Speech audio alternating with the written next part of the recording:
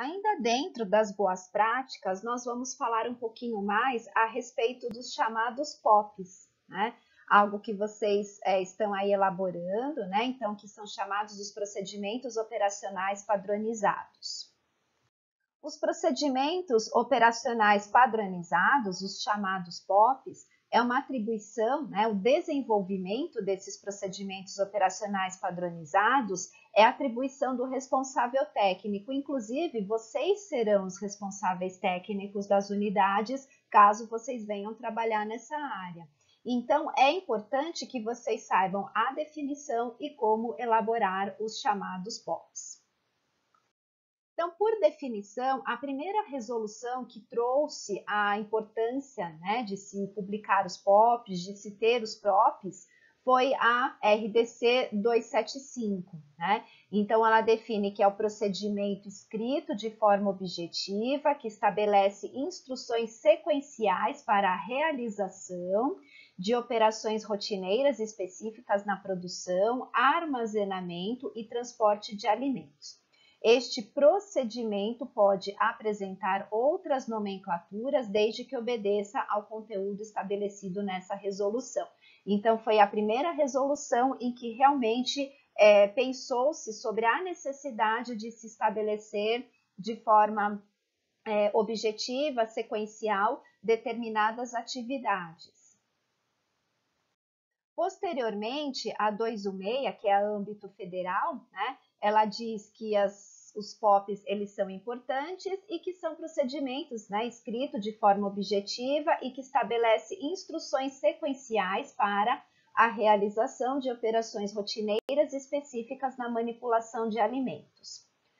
Posteriormente, vem a portaria 2619, que é aquela que a gente usa bastante, que é de âmbito municipal, né? Então, se a gente levar aqui em consideração, é de âmbito municipal. Então, diz o seguinte, que é o procedimento escrito de forma objetiva, que estabelece instruções sequenciais para a realização de operações rotineiras específicas na produção, armazenamento e transporte de alimentos e retoma, né, a exata definição proposta pela primeira vez, que é a RDC 275.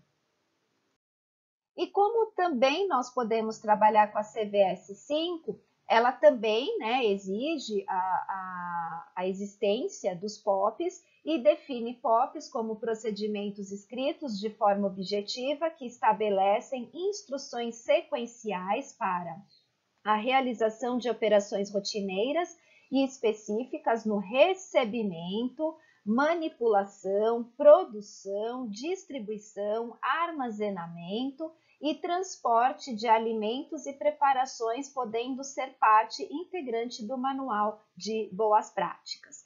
Em resumo, são atividades rotineiras escritas de forma sequencial e objetiva e anexados ao Manual de Boas Práticas. E agora eu vou mostrar para vocês onde que nós bolamos essas POPs, em quais atividades e alguns exemplos. Então, dá para entender que em qualquer atividade que nós realizamos em cozinhas, obrigatoriamente necessita de um POP. Então, desde a escolha dos fornecedores, desde o momento do recebimento, devo ter um POP durante o armazenamento, inclusive mostrando especificamente a questão das temperaturas, a questão da lavagem das mãos, a questão da lavagem, da higienização de hortaliças.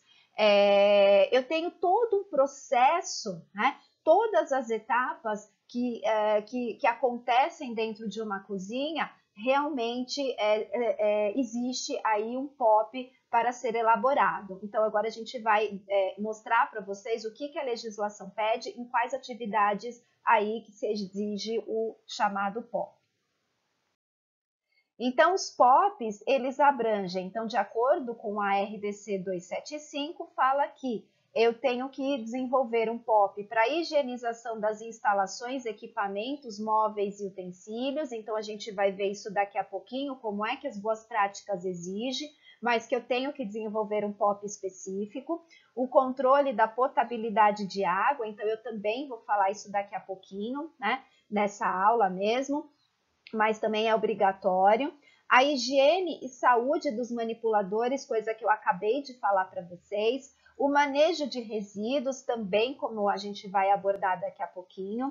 Manutenção preventiva e calibração dos equipamentos, então a gente também vai falar um pouquinho sobre isso agora. O controle integrado de pragas, né, de vetores e pragas, também deve estar contemplado aí dentro do POP. E a gente também vai falar quais são os procedimentos adequados, né, quais são o que as boas práticas orientam no que diz respeito a essas atividades.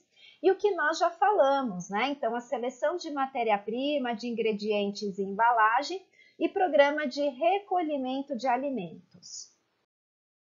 Além dessas exigências, né, é necessário também se fazer alguns POPs para algumas outras atividades. Então, por exemplo, no que diz respeito ao controle de qualidade e rastreabilidade do produto acabado. Então, medição de temperatura, ele ficou armazenado no pass-through, depois ele foi distribuído, a qual temperatura, em que temperatura está o balcão. Então, é importante ser também contemplada essas outras informações. A higienização do FLV, como vocês também já viram, e programas de capacitação dos manipuladores. Então, além de toda aquela exigência que a 275 traz, é importante se também aplicar POPs em outras atividades. E eu posso, como eu falei para vocês, desenvolver os POPs para várias atividades que se desenvolve na cozinha. Então, não é só especificamente, aplicado especificamente a somente essas atividades, tá bom? Então, para os POPs, a responsabilidade de se elaborar é do RT, mas como eu falei para vocês, na elaboração do manual de boas práticas, eu também posso elaborar com o funcionário, com o manipulador ou com aquele responsável pela essa área, né? Então, eu posso, até devo elaborar junto com o funcionário. Eu devo mostrar qual é o campo de aplicação, as etapas descritas e a frequência, tá? E quais os princípios ativos utilizados. Então, como eu já havia dito para vocês, se eu estou falando sobre lavagem das mãos, se eu utilizar um sabonete antisséptico, eu preciso falar que é um sabonete antisséptico, né? Então, eu preciso definir quais são os ativos utilizados, qual é o monitoramento, se houver a necessidade de ações corretivas e os seus respectivos registros em planilhas, então principalmente no que diz respeito a controle de temperatura e etc., justamente para poder fazer qualquer tipo de rastreabilidade caso houver necessidade. E posteriormente uma futura verificação para saber se todos os procedimentos estão sendo aplicados propriamente ditos. Então, agora eu vou mostrar para vocês alguns exemplos de POPs, né? E vou mostrar, né, dando exemplos e alguns que eu acabei coletando da própria internet, tá? Então, para vocês terem ideia de como que se elabora os POPs.